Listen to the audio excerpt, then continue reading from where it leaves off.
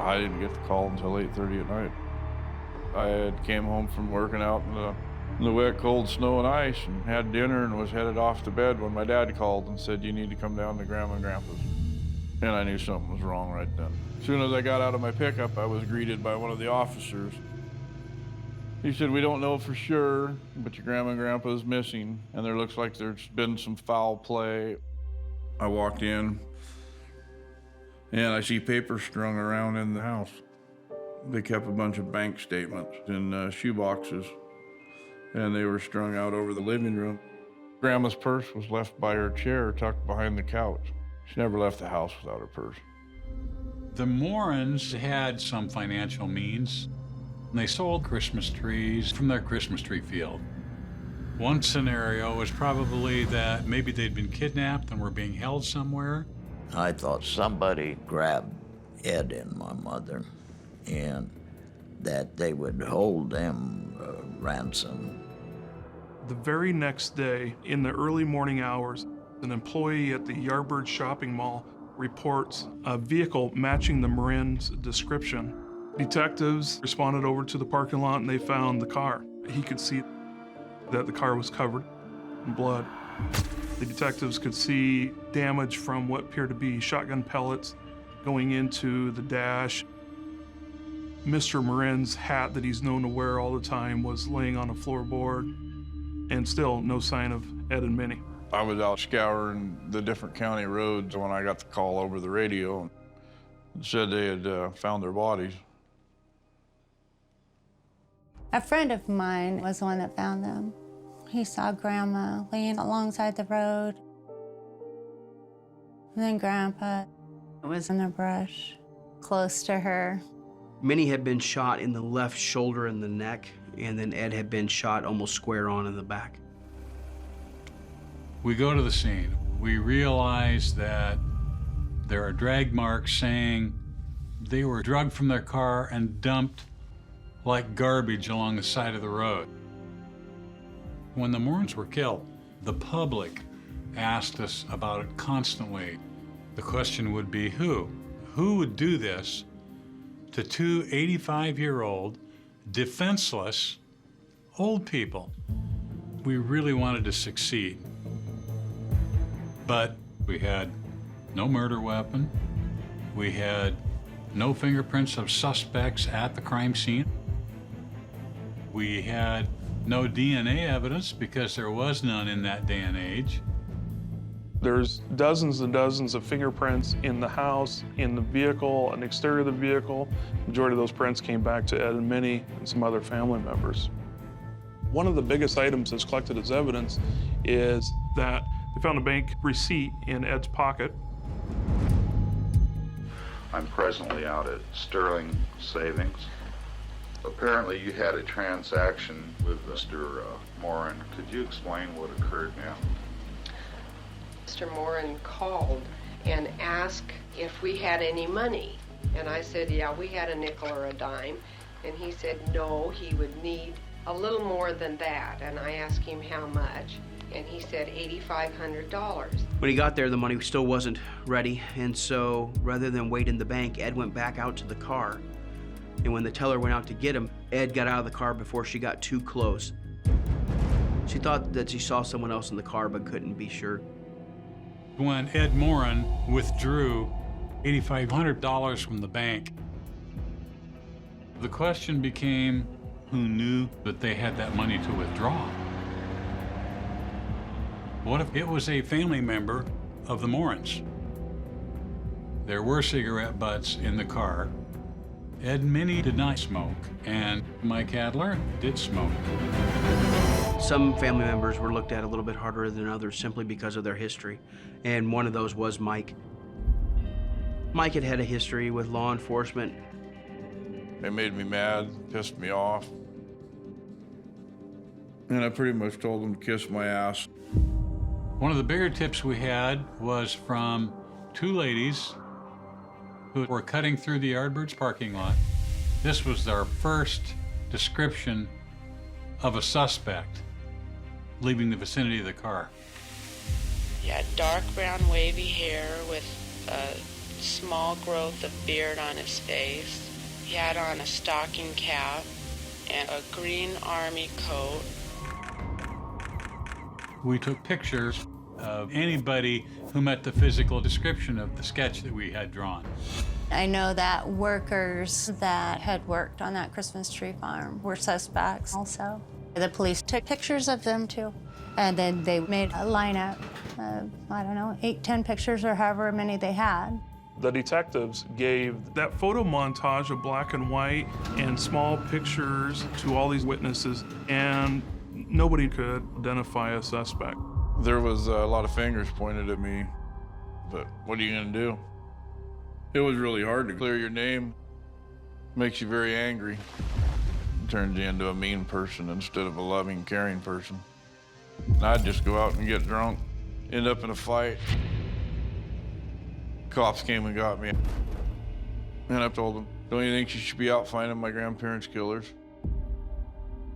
They weren't doing justice by my eyes. The rage in me wanted to come out because I wanted to know who did it. When I was hired at the Lewis County Sheriff's Office, this case was already cold for 20 years. I needed to find every witness in this entire investigation and then talk to them one more time. I showed you 6 separate photographs, and you immediately picked out one. That was the guy that was in front of Ed Minns. Did you get a good look at his face I at got that a time? good look at his face. You know, it was amazing that as we sat and talked with the witnesses, they knew that they had seen someone, but it wasn't until that they saw the clearer photographs that they were able to pick out who it was in the backseat. I think there's a witness out there that knows what happened. I'm driving around in my pickup, and I have this guy holler at me. And so I turn around and look, and it's an old buddy from high school, Jake Shriver. I saw Mike periodically. You know, and I would ask him, hey, what's going on with their grandparents' case, you know? After the murders, I always have to pass the Marin's house. My heart would just sink, and I just put my head down in shame. I said to Mike, I'm sorry, please forgive me. He said, I can't do this anymore. I said, you can't do what? He goes, I gotta tell you something. And he said, you don't understand the hell that I've lived with this on my mind for the last 20-some years. I just had to tell the truth. I feel responsible for causing them so much pain for so long. I still feel horrible.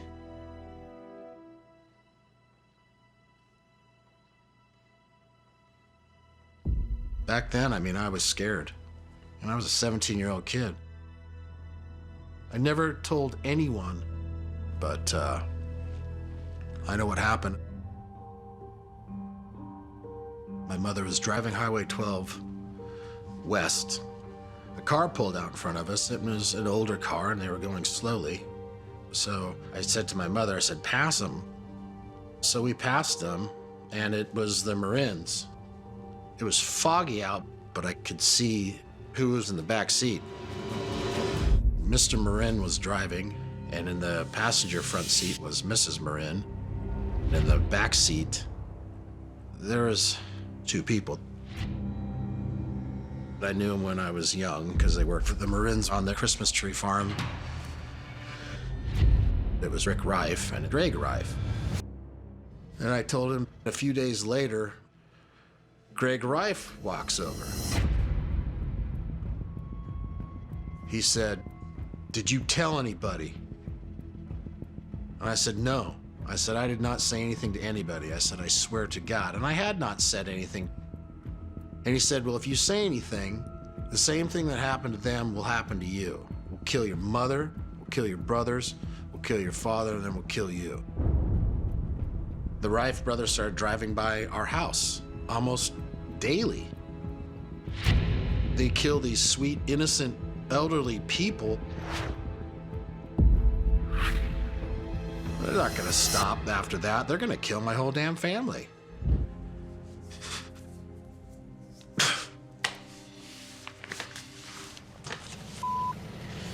This is my theory of what happened. Rick Riffe and his brother, Greg, they were known drug addicts and criminals in the area. The Riffes knew who Ed and Minnie were because of Dennis Hadler and Hadler Logging, and so they knew there'd be money That night, the Riffe brothers knocked on the door. When they get into the house, they discovered bank statements. But there's no money. In the morning, they're kidnapped out of their house. They're taken to the bank. They get the money. And they take them up this logging road. They were killed inside their own vehicle. Then they turn around and come back to Yardbird's parking lot. Short time later, they leave and they move up to Alaska. In my eyes, there's only one place them two brothers deserve to be, and they both need to be in the ground. We have the warrants, we're good to go. So we start booking the flights to go up to Alaska. And this is when I discovered that John Gregory Riffe had died. You know, we spent all these years working up to this, and the day we get the warrant, he's dead. But I knew that Rick Riffe was still alive, so we knew we had to get on this now. We're walking down a gravel driveway of Rick Riffe. The Alaska State investigator knocks 2 or 3 times, and the door creaks open. He stands up, and he looks a lot different from what I expected. He has tubes going into his nose. He's on an oxygen machine.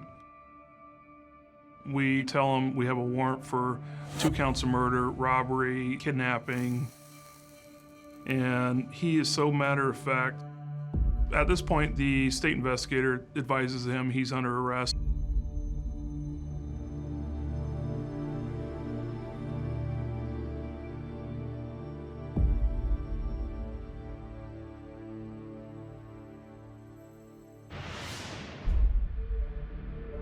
Anna Mae Florence was waiting for her sister and brother-in-law to pick her up. They were going to go for a day of shopping. Lily and Alonzo went up to her apartment. Anna started screaming inside the apartment. Anna Mae yells out to Alonzo to kick the door in. As he's getting ready to kick it, this woman comes running out.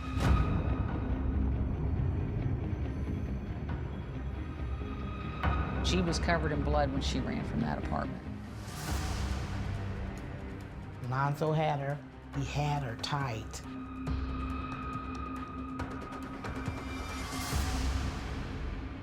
But she just slipped out of his hands. Alonzo chased after her. It said as she was running away, she told me to get away from her or she would shoot. Alonzo came back. And they went in there and they found her on the floor and she was bleeding quite a bit. They found her with a cord around her neck. She was conscious. He asked her, "Who is that?" She said she didn't know. And then she was gone.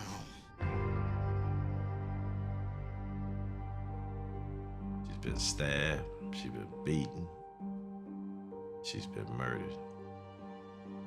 Out of all the evidence that they collected in that place, the real evidence was a single bloody print. The fingerprint was gold in this case. The detectives cut out a portion of the wall that had one unidentified partial print. It made sense that this female inside the apartment just had bumped her hand along the wall enough to make the fingerprint. DNA wasn't around yet. Fingerprints, interviews, and that's all they had. You did have witnesses that saw a young female dressed up really nice, going door to door, asking for money. One witness had said back then it was for a funeral. The detectives interviewed several young girls that lived in the neighborhood that fit the description. They took fingerprints, hoping to get a match to the partial print that they had got from the crime scene. At that point, they all met with negative results. There was a tip called in. This tip had some valuable information. The day after it happened, I was over to some friend's house. He had been at a party, and he had heard a female talking about her involvement in the homicide. She thought it was him that she stabbed the lady. She stabbed the lady in the neck. Here you have somebody that calls in on their own. anonymously with information about a homicide case. When I heard her talking about it, then she had scratches on her hands and stuff. You know, I guess when somebody had been grabbing her, and she had a couple bruises on her arm. Do you want to give us your name at this time? No, not really. He didn't want to give his name up because he had promised he would not say anything to anybody. The detectives tell him, "You're not a suspect in this." Okay, my name is Odell. O-D-E-L-L. He provided his social security number and his birthday. Odell was a big lead. I know the person that did the crime. Okay. Do you know her name? Yeah. Odell said, well, the suspect was a female by the name of Anita Campbell. We wanted to obviously talk to Odell in person. So would you consider helping him by wearing a wire? Yeah. He was gonna try to help in trapping Danita. But then all of a sudden, he decided he didn't want to be involved. At that point, the detectives lost all contact with Odell. They were interested in tracking down Danita. A traffic stop was conducted. She was removed from the vehicle. Her prints were taken right there on the hood of her car. The detectives took the prints to the fingerprint unit, and they compared those fingerprints to that fingerprint on the wall. There was a smear of blood on the print that was on the wall. So the quality of the fingerprint taken wasn't that good. We found some tapes. There were 6 cassette tapes. There was a second interview of Odell. We turned back to the key informant from the original investigation, Odell. Maybe on these tapes, he said something else. Are there any other details that you can recall from that conversation? She also said that the lady had a Social Security check. She didn't take the check? No, she didn't take the check on the purse. We knew the welfare check. It was still in the purse. Only the killer would know that the victim had a welfare check in her purse. Now, there's no way that that information had been leaked out to the public. The only reason that Odell would have known about that check being in the victim's purse is if he had been told by Danita.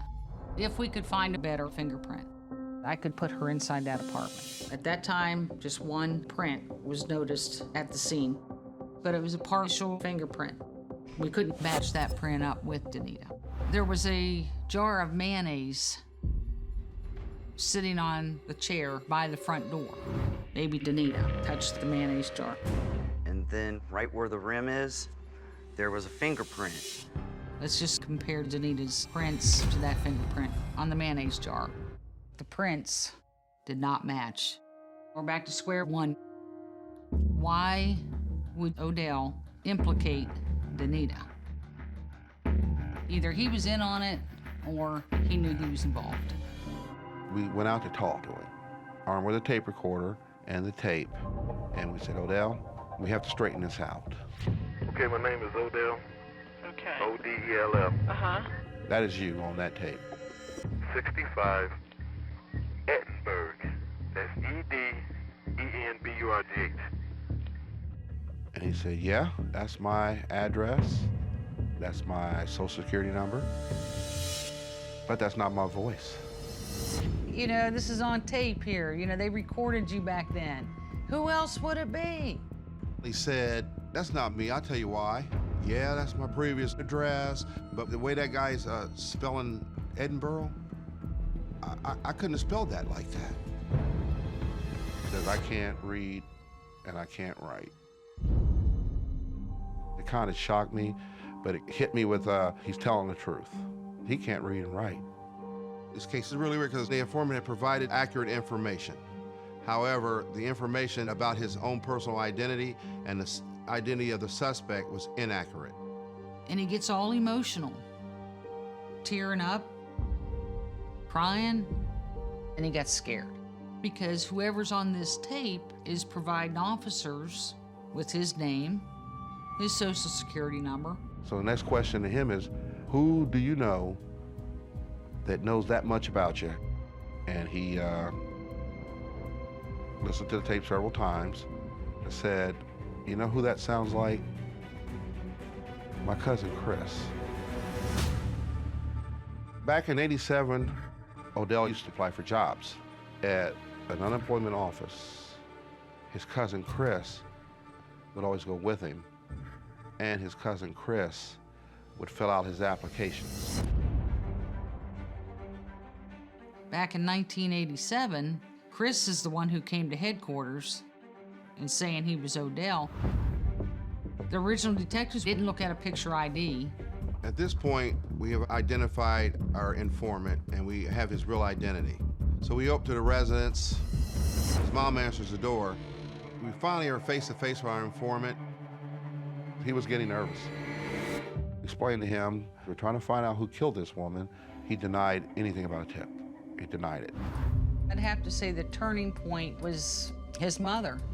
She told her son, you tell them detectives what you know. Too much time's gone by, you be honest with them.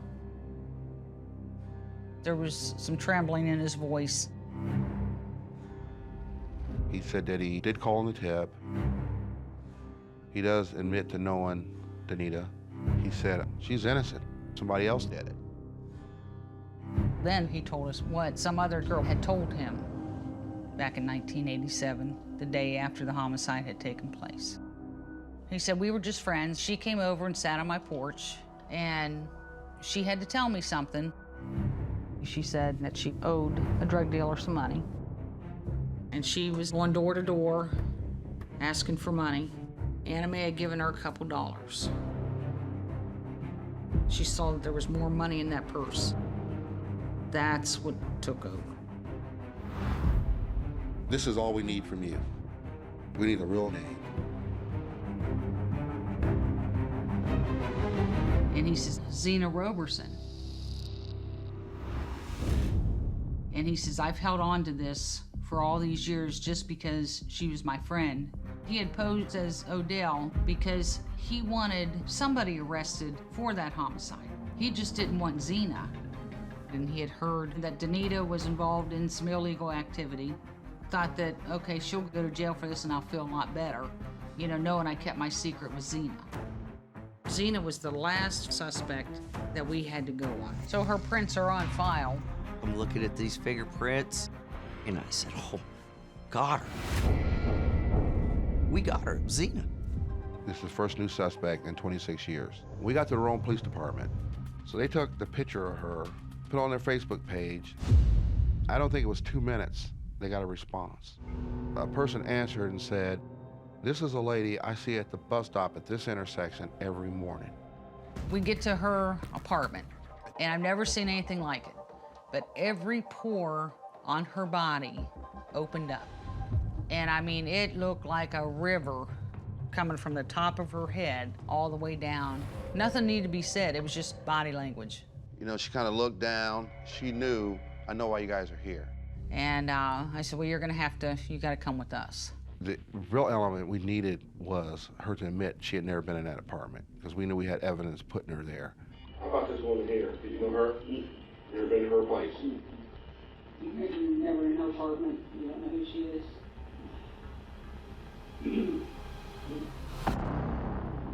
We had her in the apartment.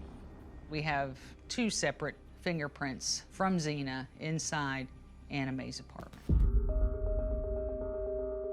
She just wasn't somebody you just threw away. She was somebody to care about. And I did love her, and I still love her, and she meant a lot to the family.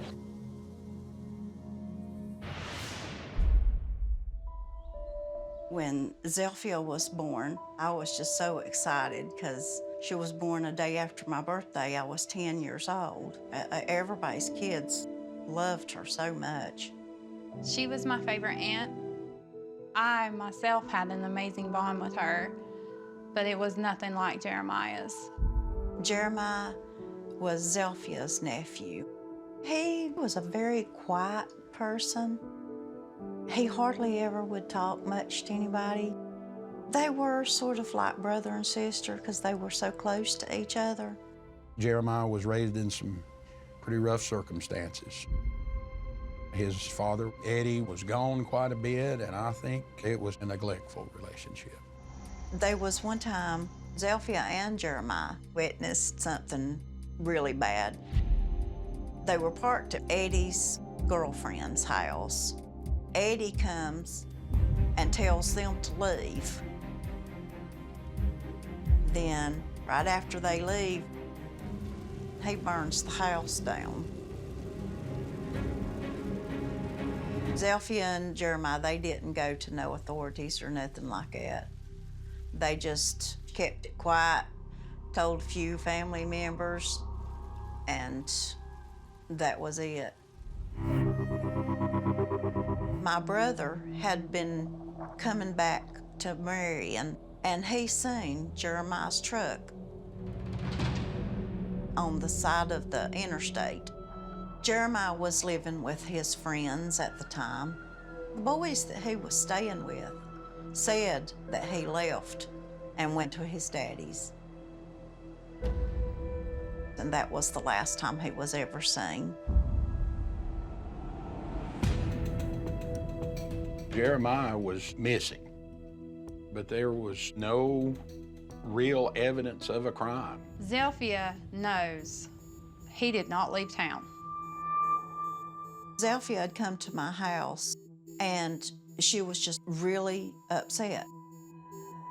She said Jeremiah would not have left without telling her. And she goes, I want to tell you about a dream that I had last night.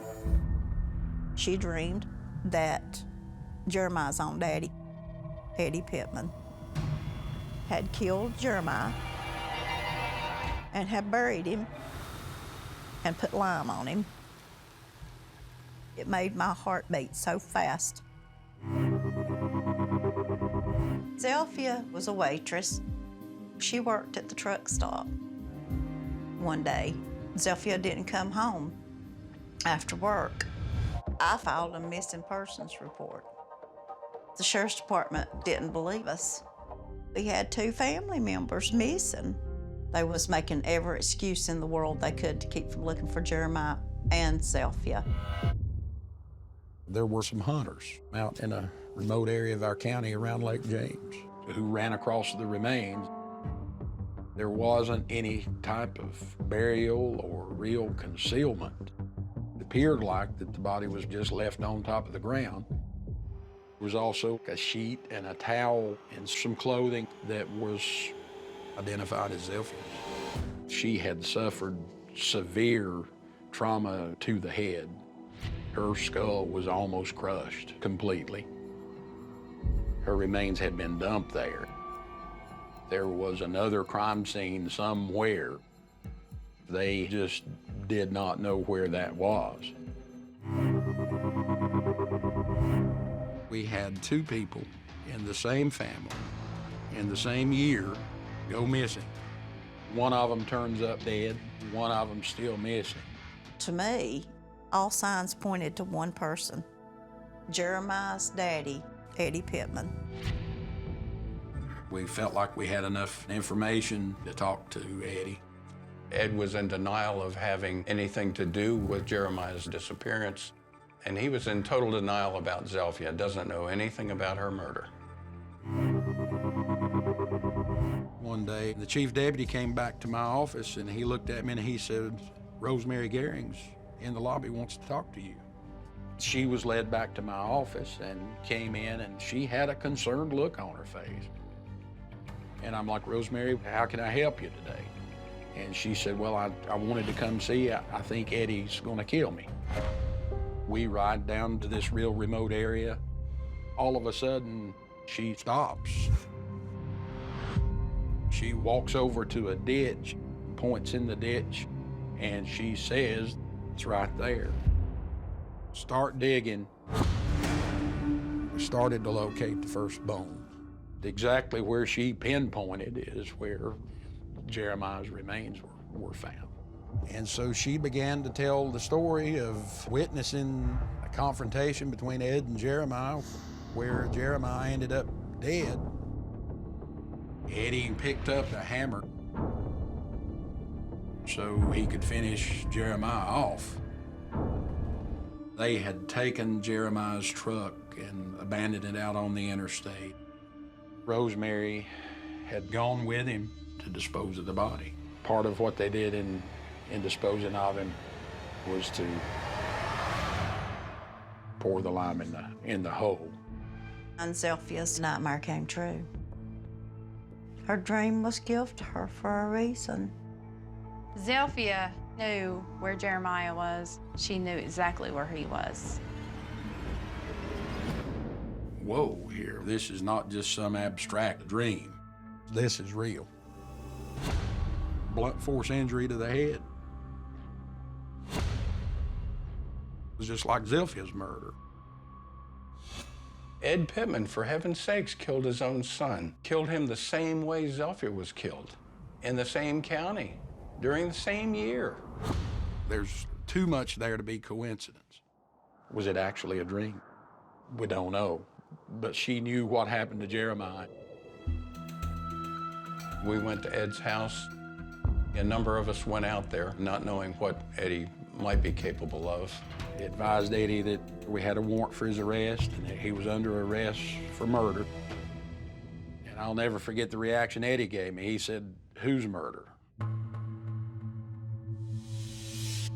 Now we're really convinced Eddie could have killed Zelfia. I said, "Let me ask you a question. What happened to Zelfia?" He hadn't seen her and he didn't know anything about her. Eddie don't confess to nothing. We haven't found any evidence to connect Ed to Zelfia. Nothing solid. We've got her body, that's all we have. He was charged with Jeremiah's murder. He pled guilty and there was a plea agreement to manslaughter. I really thought that Eddie did it. But he got rid of Zelfia because of her suspicions of him. We were approached by a prisoner in jail. His name was Ricky. He gives us a name, Ronald. Ricky thinks that Ronald may have been involved. I remember sitting down with Ronald, and pretty much one of the first things that Ronald comes with was, "I can tell you what happened to Zelfia." Ronald said that at the time that Zelfia disappeared, there were two guys who lived in a mobile home near a friend of Ronald's. Ronald said that his friends had gone over there one night to ask him to turn some music down, and that they was real suspicious the way they'd answered the door and wouldn't let anybody in. And then later that night, Ronald's friends actually saw two guys moving something that looked like a rolled up carpet or something to that nature. Ronald said that maybe he's hauling her body away. You know, it's been 11 or 12 years. Dudley went out to the area that Ronald had described. I found the landlady. And she confirmed that, yeah, back around 1993, there was a guy that had lived at that mobile home. And she gave us the last name of Whited, Robin Whited. I was able to locate where Robin was working at a car dealership. He was very polite and acknowledged almost right away that, yeah, they had partied with some girl and she had a strange name. I mentioned the name Zelfia, and he said, yeah, that sounds right. Showed him a picture of Zelfia, and he acknowledged that, yeah, that's the girl that he had partied with. He remembers this blonde-haired girl coming over to party one night, that he had had sex with her, but the next morning, she was gone. He did not know when she left exactly. And he had no knowledge or clue that she had met with any kind of foul play. If he'd said, I don't know what you're talking about, don't know this girl, never saw her before, we basically would have shut us down again, and we would have come back empty-handed. But Now we have direct information that places Zilphia at that trailer. And now we're walking away with a suspect. I knew that flies are naturally attracted to blood, and flies constantly excrete and regurgitate. Whatever they get into, they're leaving traces of that somewhere. I was looking up at the bathroom ceiling and saw these dozen or so little brown specks. I'm thinking it might be fly speck. So I climbed up on the edge of the tub and just swabbed the specks and handed those down for analysis. All of a sudden, one of those swabs, it lights up brilliant pink. Yes, this is what we've been looking for. It was a pretty good day when that lab report came back. I was crying. I was saying, oh my God, the DNA matched in that trailer. Detective Shook and Detective Green came into the district attorney's office, and what they told me was that they had a suspect. Robin Whiting. Robin was having sex with Zilpha. Bobby wanted his turn. But Zilpha doesn't want any part of Bobby Taylor. Bobby Taylor becomes angry with Zilpha, then slams Zilpha's head into the floor several times. Robin said that he had personally witnessed Bobby beat her to death. We find out where Bobby is. Bobby's in federal prison. Bobby remembered this blonde-haired girl had come over to his trailer and partied one night. But his story was that when he had last seen her, she was alive and well. So we started confronting him with some of the things that Robin said. And Bobby pretty well shut down. And I said, Bobby, I've been doing this for 25 years. And he looked at me and he said, what you don't understand is I've been doing this for 25 years.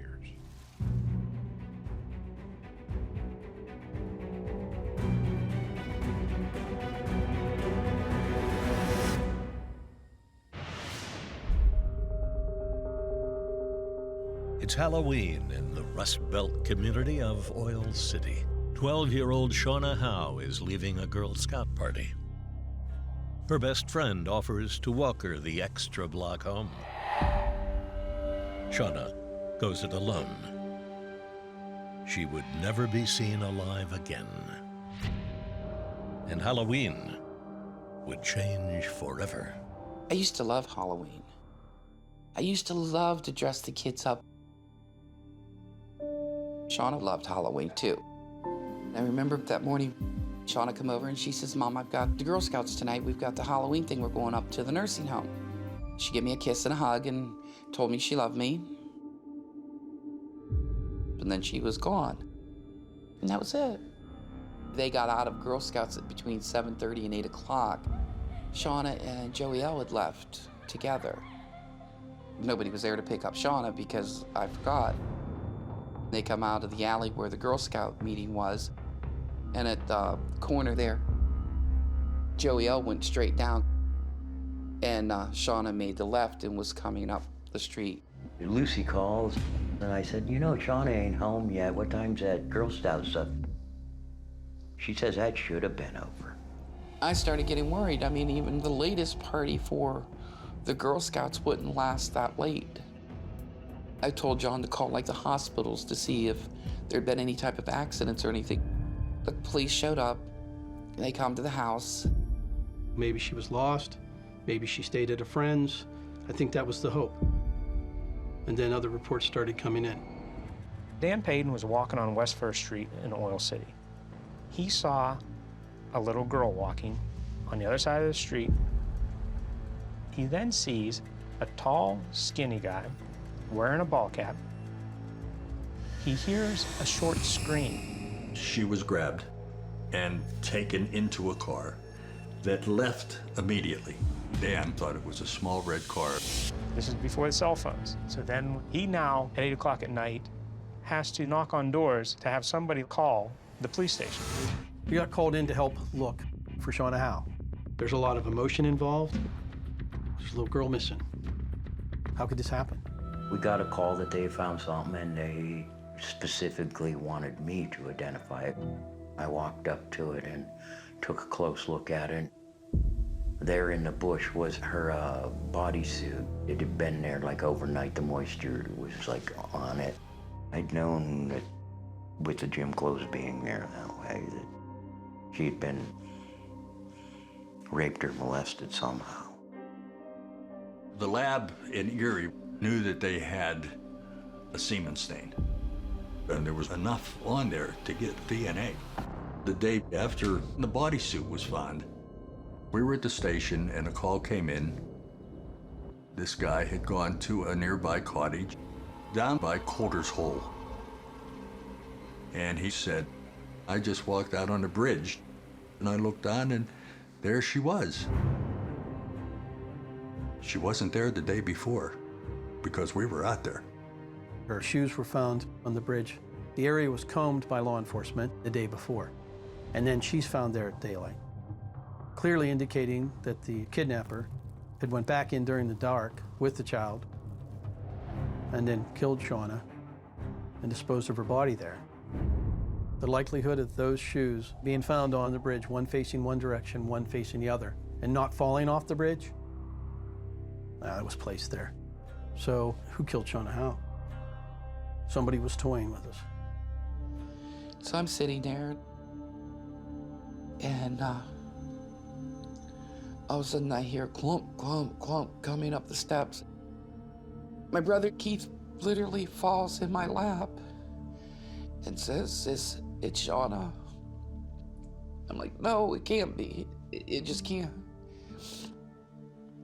And Claire wraps his arms around me. And he says, it is, sis. I seen her. And I said, no. And I lost it.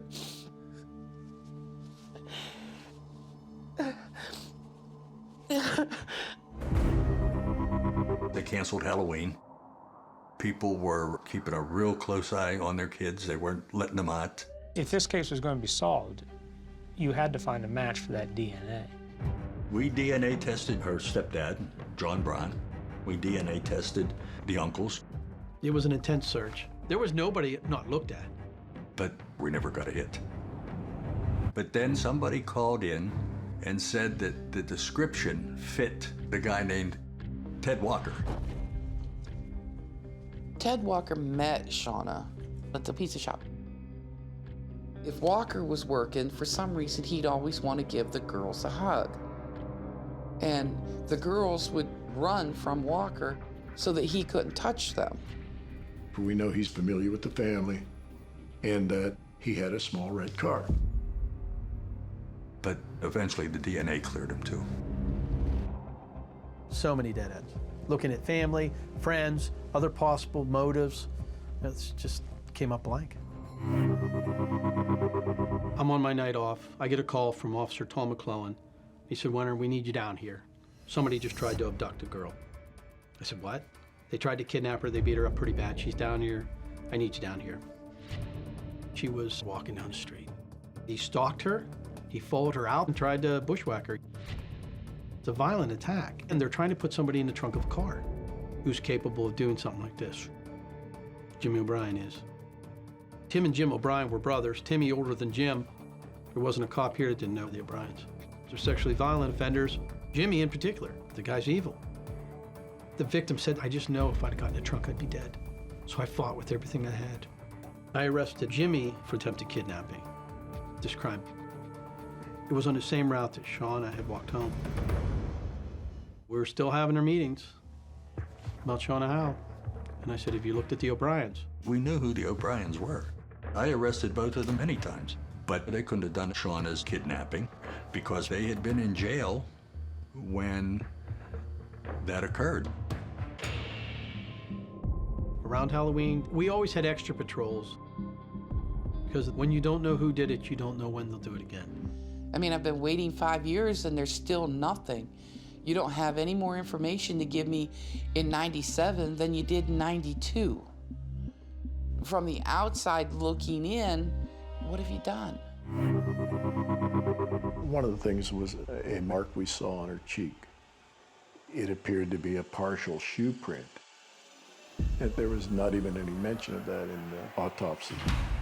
Betsy and I went to see Helbert Fillinger, a renowned medical examiner. Helbert agreed that that appeared to be a shoe print we saw on her cheek. He said this was a violent rape. He said somehow they held her in captivity for a couple of days, but there's no evidence of any restraints. That suggested to him that it was quite possible that more than one person was involved. This is not one person. This is most likely two and probably more. We decide to do a big sweep again. We go back to all the local departments. One of the places we went was the fire department. 1992. The fire department got called to a fire in a red car. That car belonged to Ted Walker. Ted Walker's name had been brought up numerous times. He had met Shauna at a pizza place. Walker opened his house to young kids in the area, and Ted fit the description perfect. If Walker's car was the Chevy Chevette the witness saw, and he fit the description, throw that together with a car being set on fire, did Ted have her in the back seat? Did something take place back there? I think that was done to destroy evidence. How is it did you first learned of Shauna Howe's abduction? Tim and Jim O'Brien came and told me.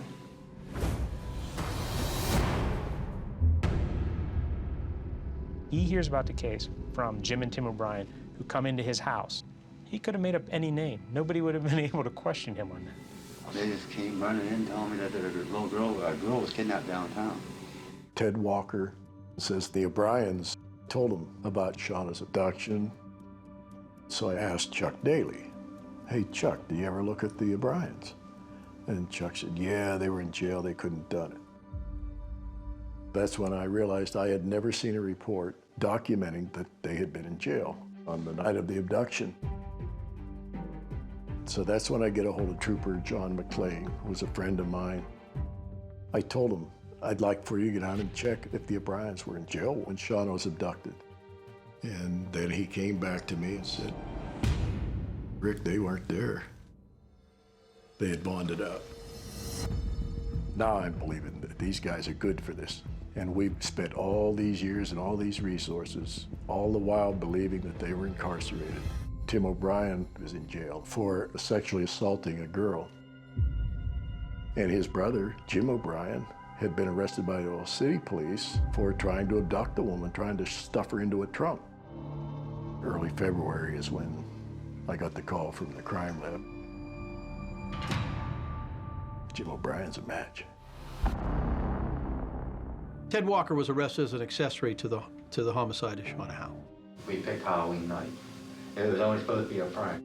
What happened, I think, is they assaulted her upstairs. Then they left, and that's when they went out to Coder's Hole. But this bodysuit, I think they took her and they assaulted her again out there. Now this child doesn't have clothes. So they kept her in that car overnight, in the trunk.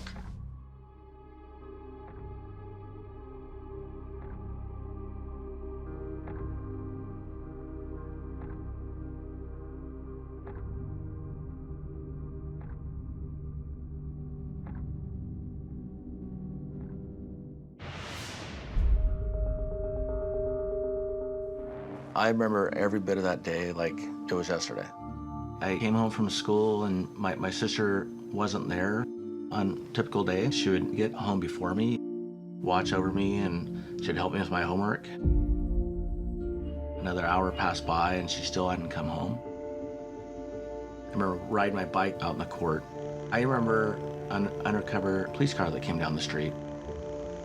Right away, I knew something was up. I just felt like it was going to stop at our house. It was the next day that I found out from my parents what had happened, that my sister was killed. A truck driver's driving through Pleasanton on the freeway, looked over to his right, and saw what he felt was a person in distress or possibly harmed. He starts walking down the drainage culvert. He sees blood. realizes there's a dead body down in the creek. I always dreaded getting a notification call like that. Somebody killed a little girl. It was a very cold crime scene. There's no weapon, there's no fingerprints, there's no footprints. Officers noticed a purse suspended in a tree above the body. They found a report card that had the name Tina Faeles on it, freshman at Foothill High School. She was stabbed 44 times. Another thing that was noted by the coroner was that there was probably no hilt or guard on the knife because there was no marks or indentations on the body. At some point, we felt that in the course of stabbing Tina, the suspect's hand would slide off of the handle because there's no protective guard onto the blade and actually cut themselves. There was very little to go on, so we had to rely on talking to people. Detectives go up to Foothill High School and they start interviewing students looking for leads to follow up on. They find out that Tina was being bullied at school. She used to ride the bus home, but several girls on the bus were picking on her. They were threatening to beat her up. Tina could no longer ride the bus. She had to go through the culvert. It was like a swamp. It felt spooky. The tunnel itself seemed like crossing into another dimension. Once you got halfway, you couldn't see anything. It was pitch black. The day Tina was murdered, the girls that taunted Tina had thrown rocks at her.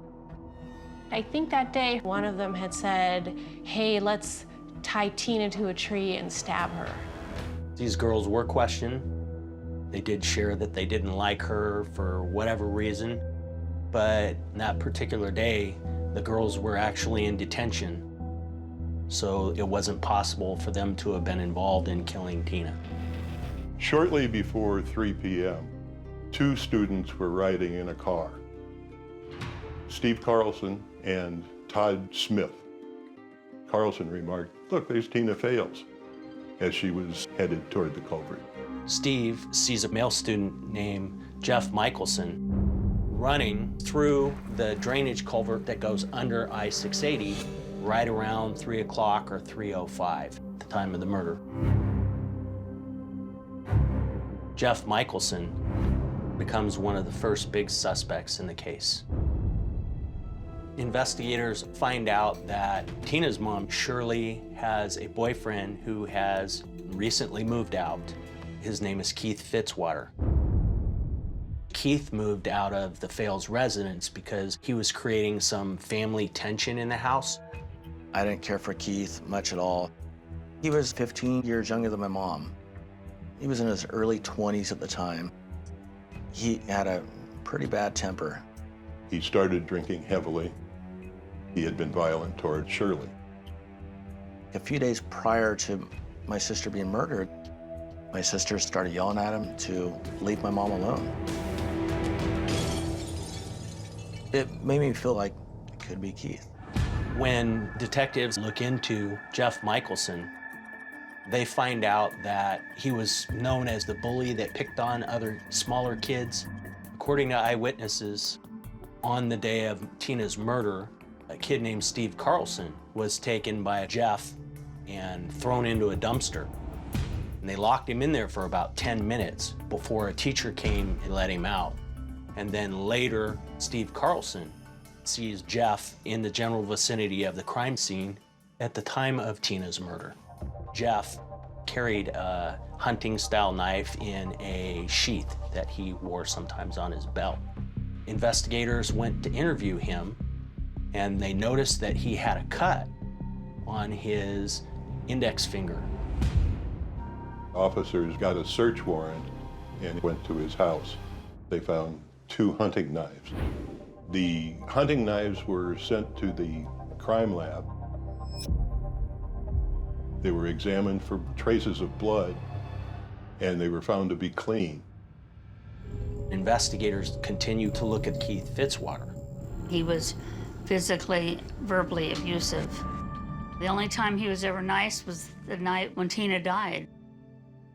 You know, it was unbelievably nice, and it almost seemed suspicious. Keith asked his boss if he could get a ride from him to Shirley's house because Tina had been stabbed to death. Detectives spoke with his boss.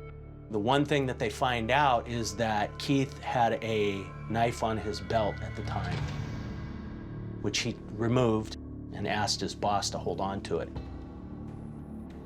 He says, "Why do you want me to keep it?" And Keith said, "I don't want to go in the house with a knife." This certainly was suspicious behavior. You had to think something was going on. We retrieved the knife and sent it for analysis. It came back with no trace of blood. I didn't really have anyone to fill the void after my sister passed. My mom did what she could, but she started breaking down mentally. She was in constant dismay, just wanting to know what happened. As the case gets older and older, she slowly started deteriorating just mentally. She would always have her house spotless, and whenever she'd have these breakdowns, she wouldn't clean the dishes for months. I'm seeing her deteriorate, just go crazy right in front of me.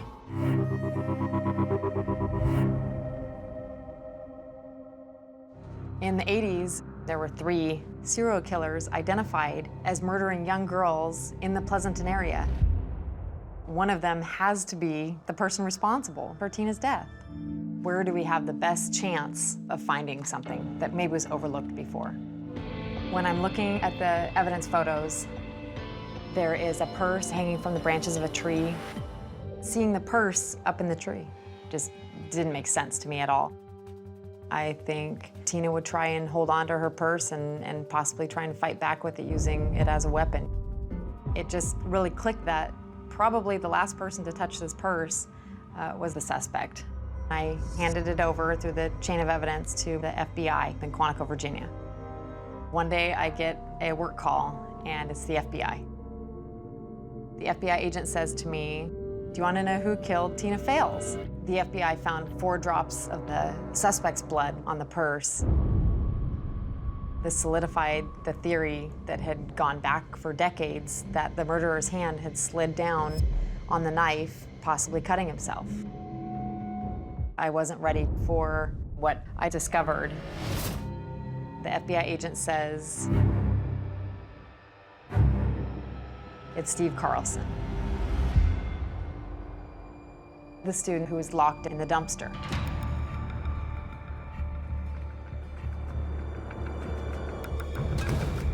Later, after Tina's body was found, Steve was the first witness officers spoke with.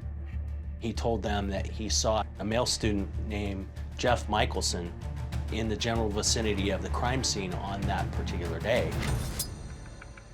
He was trying to push investigators toward another suspect. Steve was 16, Tina was 14. I just couldn't wrap my mind around the fact that a kid could kill a kid. It's just so heinous. You don't want to believe it. Steve's parents left him alone in the house. Steve went to the school and invited other students to come over to his house and drink and use drugs. Nobody wanted to go. And then later, some kids lock him in the dumpster. And when Steve gets out, he is covered in garbage and food, and he is pissed off.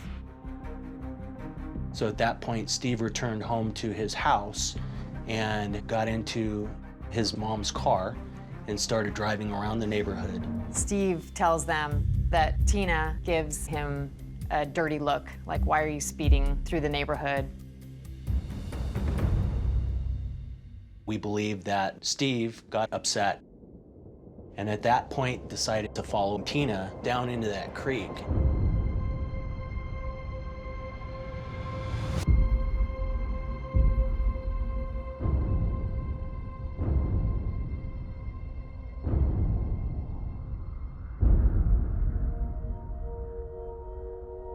Steve's residence had a clear view of the culvert where Tina was killed.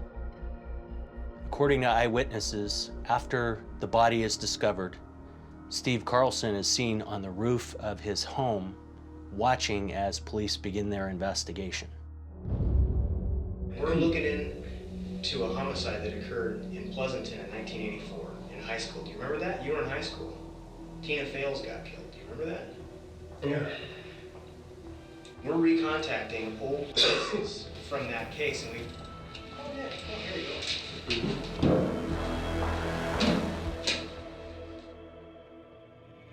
Steve became violently ill. You're under arrest for the murder of Tina Faeles.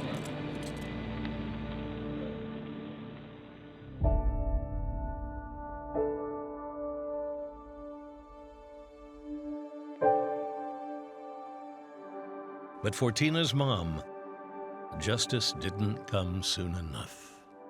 On the day prior to the trial, my mom had a massive heart attack. I think she just couldn't go through the trial and died of a broken heart.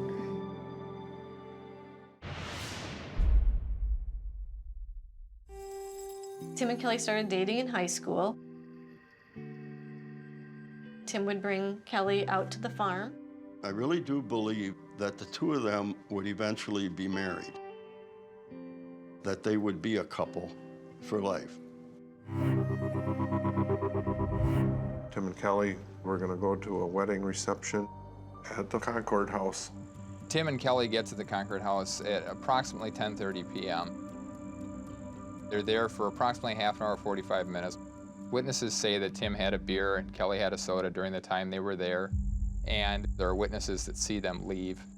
The next morning, get up and get work done. Except when you got up in the morning and Tim wasn't there, instantly there was a level of concern. We called Kelly's mom and said, did they stay there? She said no. I drove up to the Concord house to look. Tim's car was still there. The door wasn't quite shut, and his wallet was still in the car. From there on, we finally realized Tim and Kelly are gone. In the first 4 days, they were talking to all the employees from the Concord House. We were talking to wedding guests. One consistent thing that was reported was that there was this dark, dirty van that had been in the parking lot. One witness specifically recalled the van taking off, sort of in a suspicious fashion, in a quick way. The Concord House itself was right next to the interstate. There's a big parking lot. There's not a lot of lighting or anything out there. If you were intent on abducting somebody, all you had to do was wait for the right moment. A teenager on his tractor had seen something as he was driving that caught his eye. A pair of pants, just like Kelly had been wearing on the night that she disappeared. Both the left and the right leg are completely cut, from the ankle all the way up to the waist. And so in other words, the pants could have still been on her body, but they had been cut away. It just magnified what I had thought all along, that someone had definitely raped her. Over the course of 10 days, multiple pieces of clothing belonging to Kelly are found along the roadway within a 6-mile radius of the Concord House, as well as about a dozen pieces of rope with various knots tied in it. Squirrel hunters from Milwaukee are out in the Ixonia, Wisconsin area, which is approximately 7 miles from the Concord House. While they're walking through a wooded area, they stumble across a body. The body was badly decomposed. Approximately 100 yards away, they locate a male body that's fully clothed and appears to be the same clothing that Tim was reported to have been wearing on August 9th, 1980. The manner of death for both of them was homicide. Kelly was most possibly strangled based on damage and insect activity around the throat area. So then these pieces of rope we're finding along the roadsides become extremely significant. There's the regular square knot, but there's also half hitches, clove hitches, bowline knots. This is somebody with knowledge of knot tying, somebody that's been in the Navy or the military or in the trades, like a carpenter, maybe a painter. It's not going to just be your everyday person that's going to tie these types of knots. the case remains cold for more than 2 decades. The Hack family is forced to move on without their oldest son.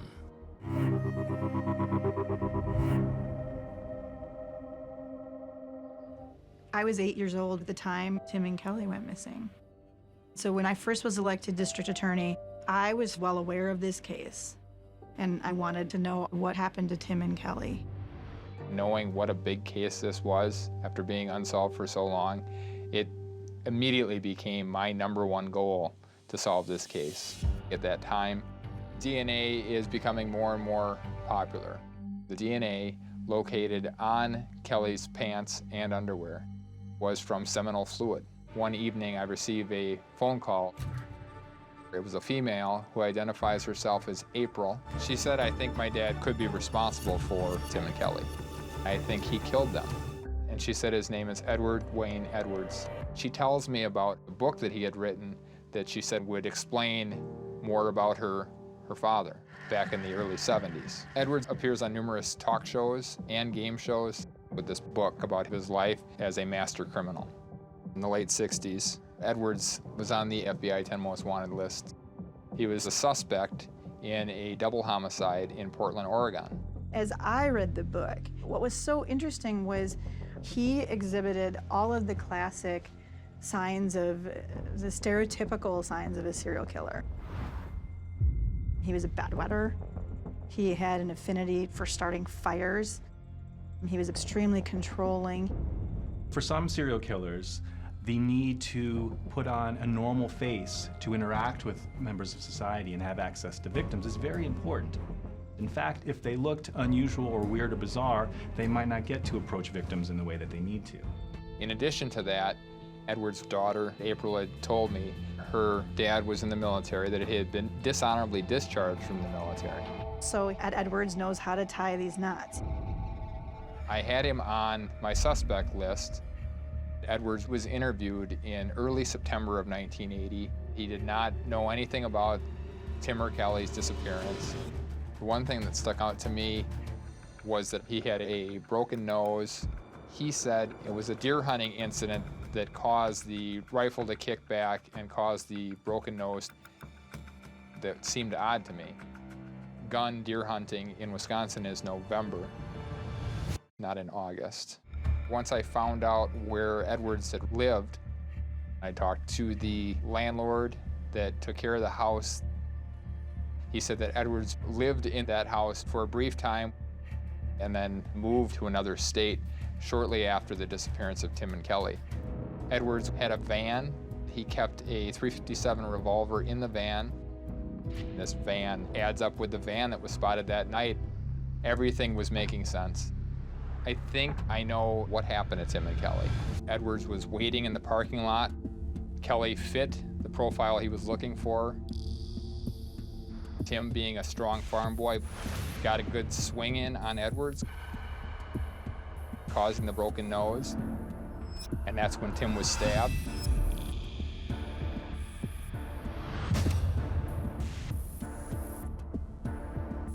There's no telling what happened in the van, but we know that Kelly was raped and strangled to death.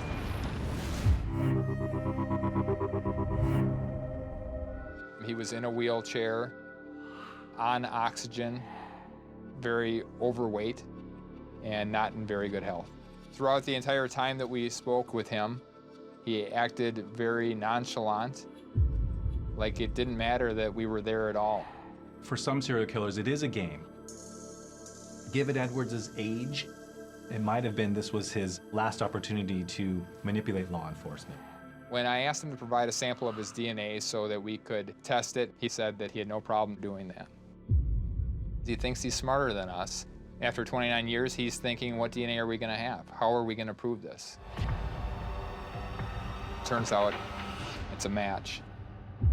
During the final hour or two of the interview, we asked him if he could explain the seminal fluid DNA being on Kelly's clothes. So then he comes up with the most unbelievable story.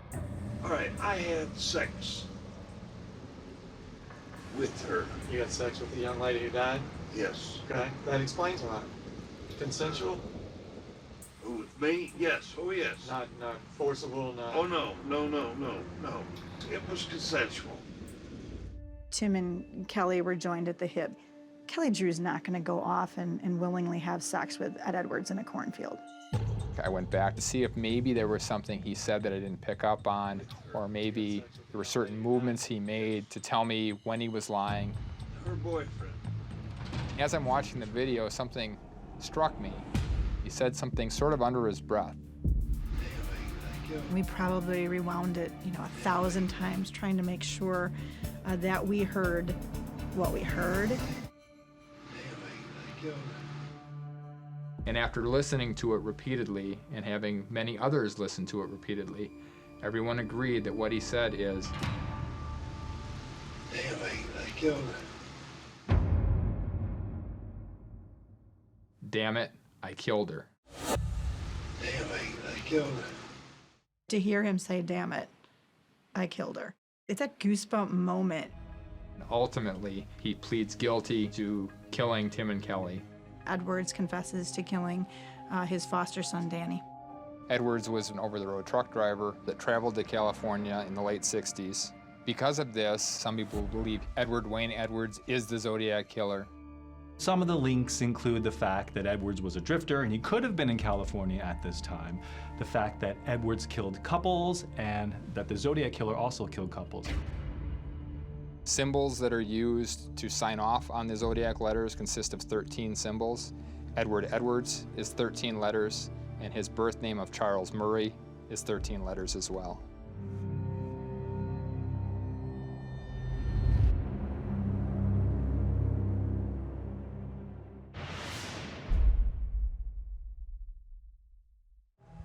On Memorial Day weekend, 1984, two students, Sabah and Barish, studied all night for a final test. They wanted to put the books aside and go for a drive and have some breakfast. Approximately 3:50 to 4 a.m., the two students arrived at a gas station. They pulled up to a self-service pump. Someone came out to serve them, which they thought was unusual. They were explicitly told not to go into the store and asked what they wanted. The student who was driving specifically asked for $5 in fuel and gave this attendant 5 $1 bills. The other student wanted cigarettes and gave him, I believe, a $5 bill. The attendant returned to the store to retrieve the cigarettes, came back out. The cigarettes came to $1 exactly, which was also odd. And 4 $1 bills were returned to the student. And all of a sudden, they noticed wet blood transferring from this person's hands. Immediately, they, in their words, decided they better get the hell out of there. They stopped about 5 or 6 miles down the road at the next phone booth. Within 5 minutes, 2 officers arrived.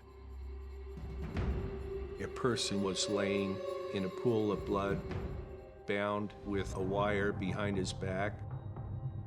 He was deceased. The victim had been stabbed with a foot-long screwdriver that penetrated through his upper chest. There was a large cast iron bell, appeared to be hit in the side of the head with that and had a skull fracture from that. The coup de grace was a large soda canister, would weigh probably in the neighborhood of 40 pounds, that was used to crush his skull. A wallet in his back pocket, had a driver's license ID. It was quite traumatic for the officers because both officers had known the victim personally. In fact, everyone in Brigham City knew Brad Perry.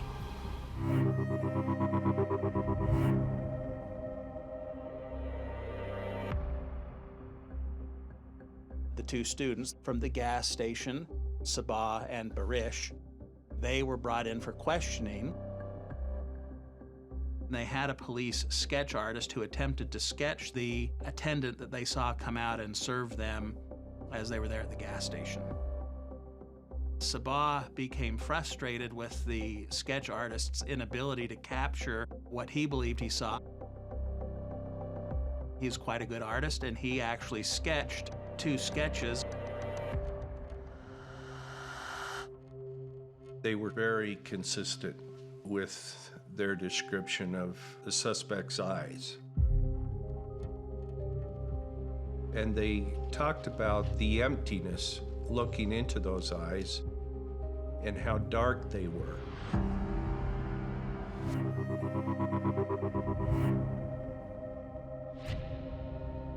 Later on that evening, officers traveling on Highway 89 noticed a male walking southbound who'd matched the description of the suspect that the students provided. When the officers stopped Mr. Ellsworth, they noticed blood, not only on his shirt, but on his hands. Their thought was, we've got the suspect.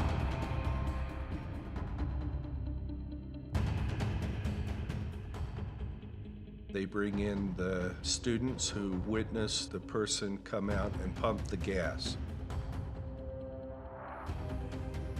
Neither student said that Mr. Ellsworth was the person that came out and pumped the gas.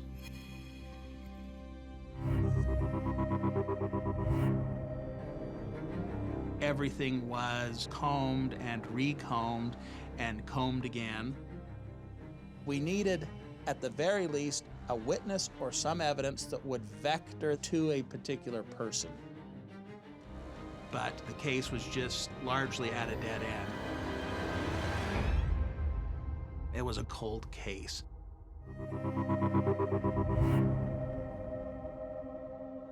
At that time, I didn't feel anything but discouragement. Thank heavens, that's where Amy came in. I wanted to try to do as much as I could for this case and for the Perrys to give them some peace. I sat down with Scott Cosgrove. I asked him, have we tested all the evidence that we have for DNA? And he told me no. At that point in time, DNA testing was in its very beginning stages in the state of Utah, and they were pretty parsimonious with their willingness to test things. We had to go to our county commission to get some additional funding, and Amy facilitated those additional funds. The results from the DNA testing are reported to us.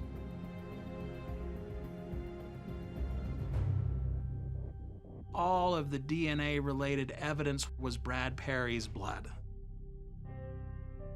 It was incredibly discouraging for me, frankly. We didn't really have anything to be able to move forward on a trial. And that's when I remember there's one last thing to be rechecked. The blood on the dollar bill.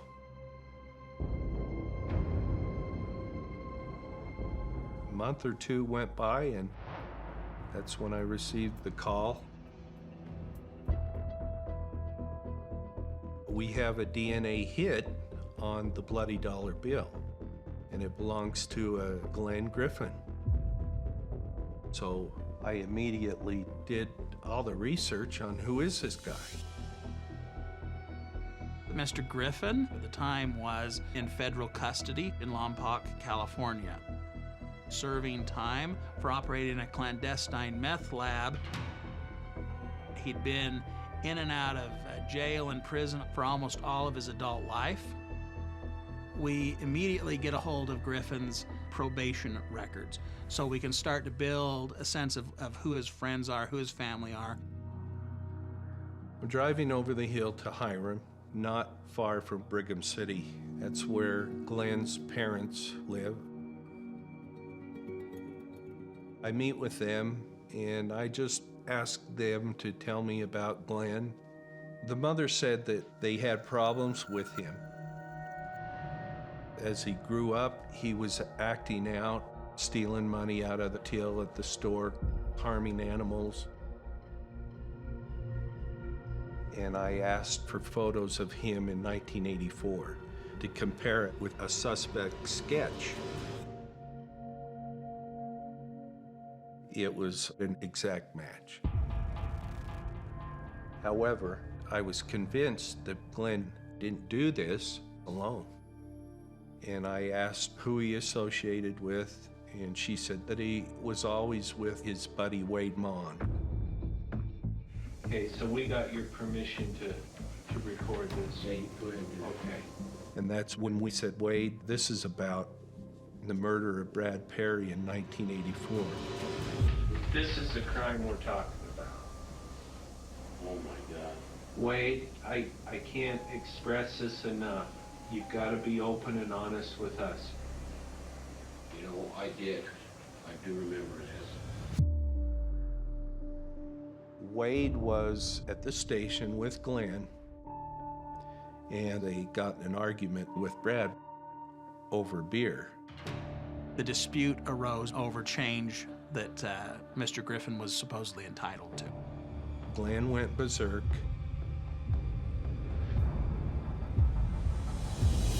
It became violent. It escalated into a physical altercation in the front of the store.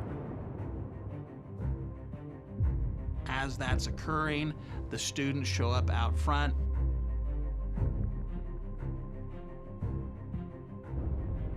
Glenn goes out.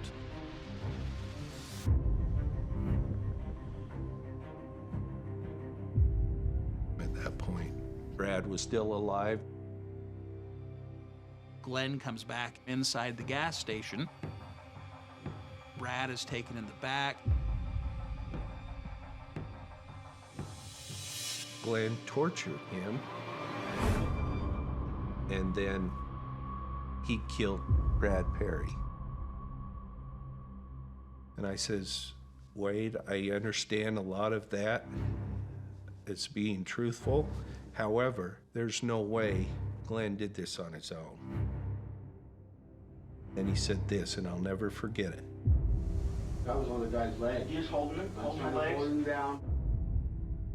All I did was help tie him up and keep him down.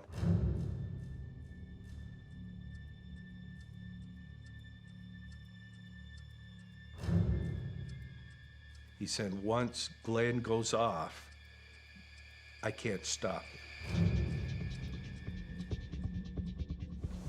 Were you scared of Glenn? Yeah. Okay. Real scared.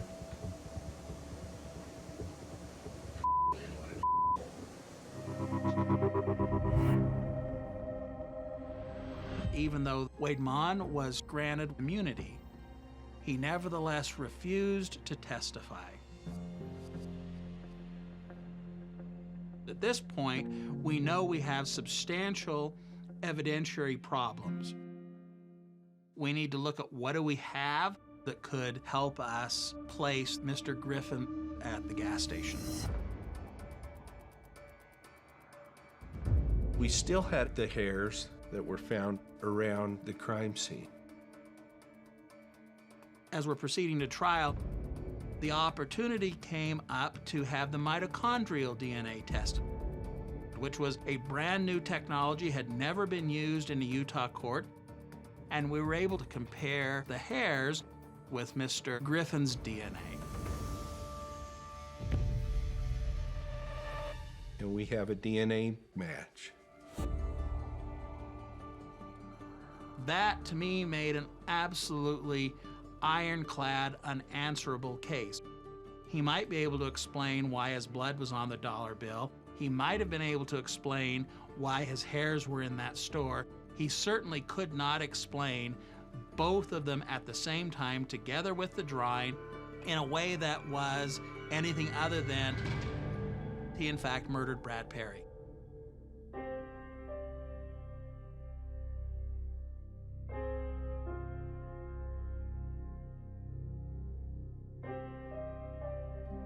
Mr. Griffin's friend, Wade Mon, was tried and the jury found him not guilty. That was a grave disappointment to me, but I respect the jury's role in this case.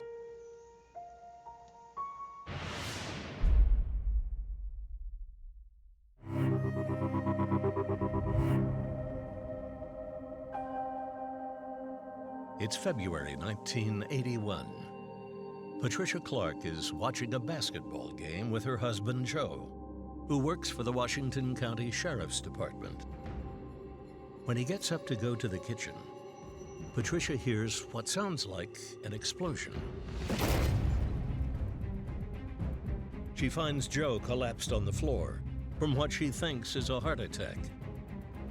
The shocking truth would take 33 years to uncover.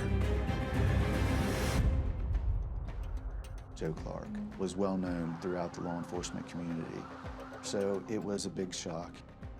At that point, they said that Joe had been shot. He'd been ambushed in his own home. You just don't believe it. It changed everybody's outlook and responsibilities. First thing you want to do immediately is secure the crime scene. I started on Joe's house. That night, Joe's wife heard a pop from the kitchen. She thought the light bulb had just blew.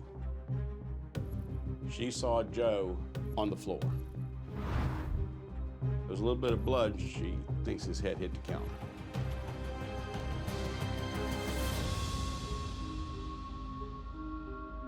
And I looked around. And there's a plate glass window in his kitchen. The window was gone. And that's when I see the pellets. There were pellets from a shotgun. And I was beginning to make sense of what happened. The person had gone around the back of Joe's house to where the plate glass window was. The shot came from a shotgun from outside that window at an upward angle. Some of the pellets struck Joe and killed him. On the night of the murder, the officers identified more than 10 witnesses who had seen a blue Ford Pinto parked in the area of the crime scene. Every witness stated that it was idling. As they drove by, the driver of the car would put his hand up in a motion similar to what I'm doing to cover his face. We knew that there's no way the guy could have shot and ran into the vehicle in that amount of time. We believed that there was two people involved, one in the vehicle and one that did the shooting. The next day, at the crime scene, I found a military combat boot print. Also left at the scene was a #4 buck shotgun shell. So basically at the scene, there wasn't a whole lot of physical evidence to collect. During Joe's short career with the sheriff's office, I knew he had a lot of passion in combating the drug use in Washington County.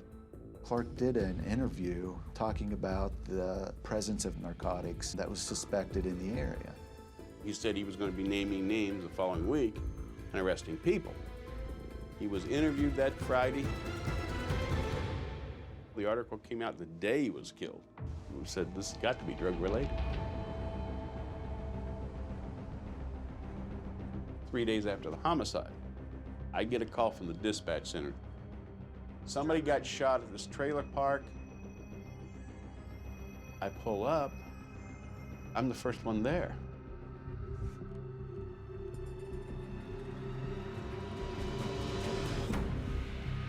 I found the victim on the floor. He was a drug dealer. Another drug-related murder. That's too big a coincidence. I separate the drugs from the non-drug leads. And I talk to members of the drug community. Users, dealers, informants. An informant gave me the two names. Mr. Washington and Mr. Jones. He told me They shot the drug dealer in the face. I think that Washington Jones was the same people responsible for the homicide of Joe Clark. Washington Jones was from the Cuyahoga County area. We got a hold of the Cuyahoga County Sheriff's Office, and he said, I'm very familiar with him, and I have him in jail right now. I said, we're on our way. I said, you all know why I'm here. I said, I want something. You got information. I said, tell me about the shooting at the trailer park. He goes, it was just supposed to be a ripoff. Ripoff turned into shooting.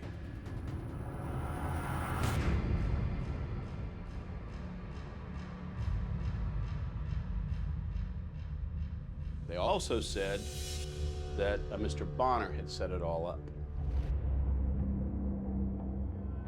I interviewed Bonner. I said, well, you know, I come here talking about Joe. He said, don't know anything about it, wish I could help you. And I asked him, well, what about the drug dealer got shot? He said, I ain't got nothing to do with it. You cannot charge somebody solely on the testimony of a co-conspirator or co-defendant. So if he don't talk, I got nothing on him. And he didn't. I had doubts and thoughts running in my mind. I followed up every lead I could. I wasn't getting anywhere. I can't do it. So I quit and I went on. It was my first homicide, and I didn't solve it.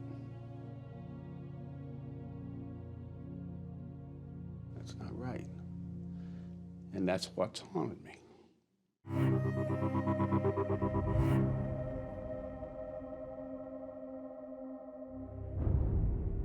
Sheriff Minks asked me if I'd be interested in starting up a cold case unit, and I accepted. When we took over the case again, it was over 30 years old. Lieutenant Clark's house, after he was murdered, was occupied by several families, but the interior walls were never moved. So we asked BCI to bring their scan system in. Based on the imaging done at the house, it was believed that the shooter stood behind a tree within 31 feet of the house, below the window where Joe was standing. Joe was stalked. It was a sniper-type murder, and we felt that there was some type of a grudge. Just getting to the location and staging himself, that takes a lot of nerve. The person who committed the murder knew what he was doing. It was an excellent shot. After shooting various lengths of 12-gauge shotguns, what we were able to determine was the shotgun we were looking for was a shotgun used by law enforcement personnel. What police officer would want to kill Joe Clark? The original investigators never actually looked at another police officer, but we knew about an incident that happened back in 1981 with Matt Bonner. Several months before the murder of Clark, Mr. Bonner had been arrested for breaking and entering. En route back to the sheriff's office, Mr. Bonner continued to maintain his innocence. And then the deputy took him down to the bank of the Ohio River. He struck him a couple times with his fist. Bonner filed a complaint for abuse against the deputy. Lieutenant Clark was involved in launching the investigation into a deputy named Mitch Rubel. Clark made the determination to fire Mitch Rubel. And I remember one of the deputies said that Rubel was extremely upset that night.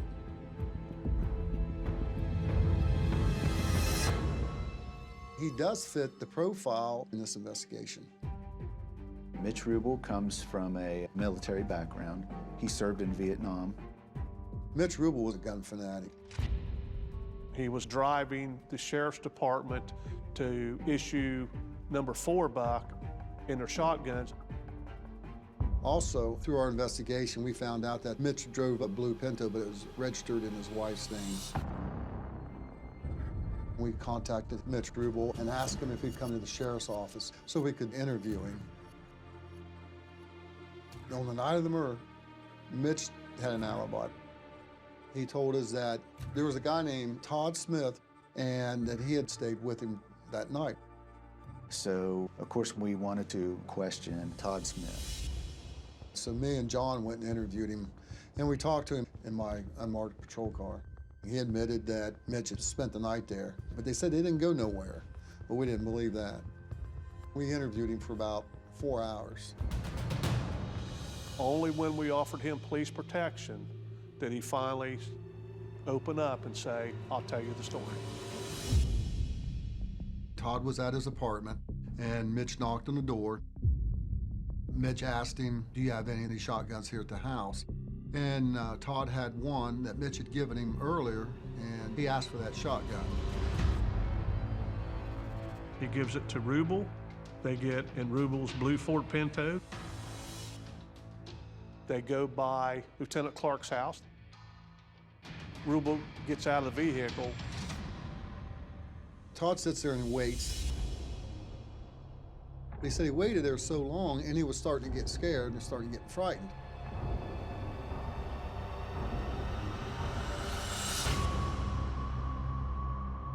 Smith goes back to his house. A short time later, Rubel showed up to Smith's house. At which point, Rubel starts threatening him. Todd Smith provided us enough information that our belief was that Mitch Rubel was likely the shooter. We're going to do everything in our power to recover the murder weapon. Todd Smith told us that one of Mitch Rubel's military buddies owned it at that time. We learned that Mitch Rubel's Air Force buddies were having a yearly reunion at a military museum near Columbus, Ohio. We go out and talk with each of these military friends. The last door we knocked on, we asked if he had ever purchased a weapon off of Mitch Rubel. And the gentleman stated that he had. The gun was so unique, and there were so few of them out there, that we believed we had the right gun. It was a needle in the ocean that we found.